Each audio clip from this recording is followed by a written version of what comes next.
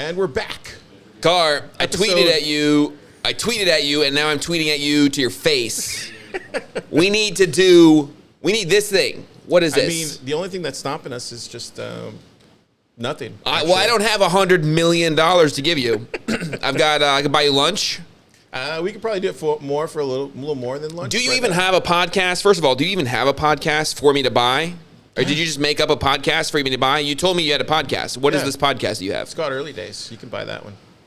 Well, I don't know if that's an appropriate name. Look at this. TBPN. We need a cool acronym, first of all. What the fuck does this even stand for? Technology something? No one knows. Okay. So I think ours is going to be called OAPP, okay? OpenAgents Propaganda Podcast. We'll start with that. And then we can change it later if we want to. But working title is OAPP. OAPP. TBPN. Let's just see what is this? What are the people doing? Signal has good tweets, right? Short bus at the end of the. This is an anti-OpenAI podcast, by the way. This is an anti-Big Lab podcast. We're competing with these people. Okay, we've been competing for years, and like they got a propaganda arm. We're gonna make a propaganda arm. Except we're not gonna bullshit you and be like editorial independence. I'm paying Carr. This is just gonna be fucking propaganda. Okay, is that all right?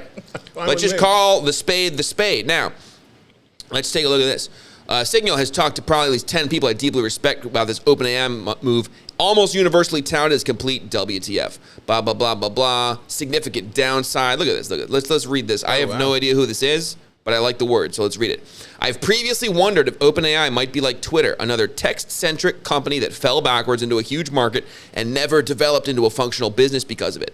If Twitter is a clown car that fell into a gold mine, OpenAI might be the short bus at the end of the rainbow. I mean, gosh, they canceled their image thing, right? And now Google has it. Well, they're like shutting down all their bets. They're focusing on one thing, which is like just playing catch up to Anthropic. They're like, we need to spend all of our money on catching up to Anthropic, except we also want to scoop up this thing for $100 million. Did they ever build out those data centers or those infrastructure? No, they abandoned the Stargate plan. They reframed it as, oh no, we're not building our own thing. That press conference we did with President Trump, and we're like, we're gonna build all this shit. Yeah, we're not doing any of that. Wow. We always meant that it's just gonna refer to our compute aspirations broadly. Which is what? Spending $600 billion to freaking pay big cloud people? Okay, so we're going to meander a little bit here, folks. But on the subject of paying hundreds of billions of dollars for compute, okay, so here's OpenAI. Here's what they project to spend, something like $600 billion on compute. And our big thing is like, okay, what if, just imagine for a second, that you've got hundreds of billions of dollars or just billions of dollars of compute. What if that doesn't go to NVIDIA?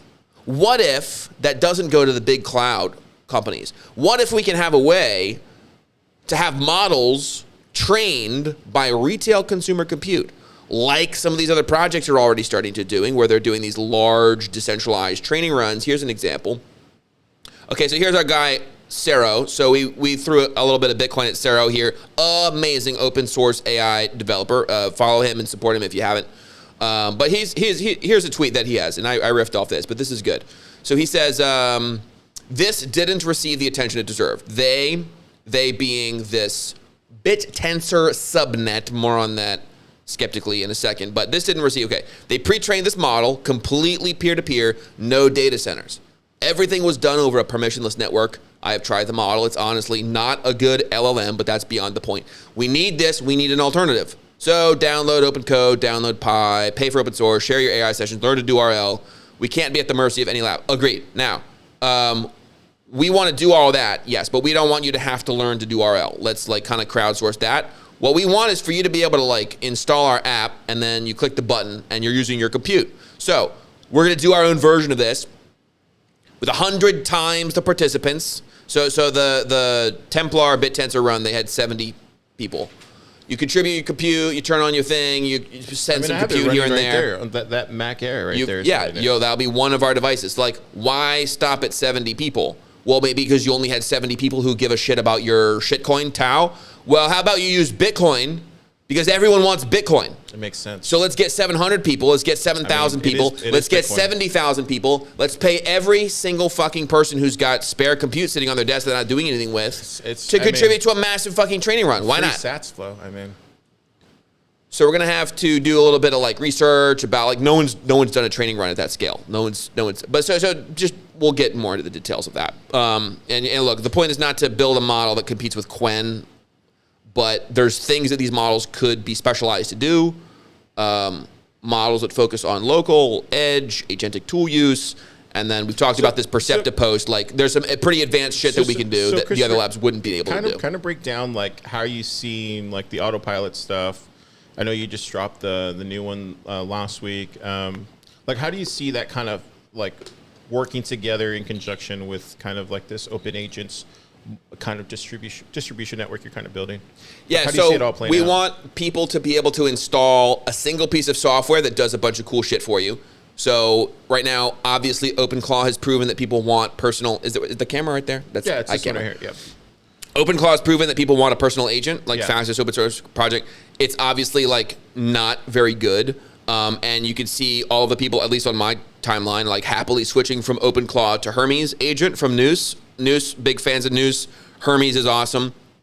Someone today was like, "Why don't you build on Noose?" Build on Hermes, because I was like, well, we are allergic to Python. But yeah, like we'll have Hermes people be able to contribute to this. But the idea is that we want one app that you install. You could call it a desktop-based super app, by the way, which is exactly what OpenAI is pivoting to. So we're happy to contribute to that. But it should be as simple as you click a button and you're like going online for compute. And contribute to that. But we wanted to do all the kinds of things that an OpenClaw does. And the beautiful part about everything being open source, and ours being open source too, is that like there's no reason not to just pull in the best code from everywhere else and fold it into one piece of software. We have alluded to there's maybe some new open source code that dropped from last week from some certain big lab coding agent code leaking. You know, we may have looked at it. Anyway, so OpenAgents, Autopilot is the core product. The thing that we're launching today by the time you see this, it'll be up online. So you'll go to our little website here and you'll install this. You'll copy this. Oh, nice. You'll copy this and you'll give this to your agent. And this is going to install for you. So we've got Autopilot. That'll be like the overall umbrella product with the agent built in. We're launching right now Pylon, which is the part of it that just sells your compute. So we want you to like copy this, give it to your Claude Code, give it to your Codex, give it to your Hermes, your whatever, your OpenClaw. And what is this going to do? It's going to install Pylon for you. It's going to look and see what your system specs are. It's going to download the appropriate open model. It's going to put your open model in a distributed inference network. It's going to do two things. Your compute's going to be available for running inference for local models and be available for training runs. So we're about to kick off our version of this thing I said with the BitTensor thing, because all their code's open source. All them and Prime Intellect are implementing Diloco, originally from DeepMind. All that code's open source. Cool. Poured it all to Rust. Now we have it in ours. We have one single piece of software. You click the button, and you're contributing to. I mean, let us pay you Bitcoin, okay? It's a no-brainer. I mean, when you think about it, I mean, we used to do this in the 90s. Remember with SETI at home? That used to be a whole thing. Give people that compute back then, and now you actually get Bitcoin, but you're not searching for aliens. You're searching for Bitcoin. Yeah, and we're gonna call this compute mining because we need a good phrase. And you know, speaking of phrases, we gotta tie this back to the main theme of kind of punching OpenAI. Give me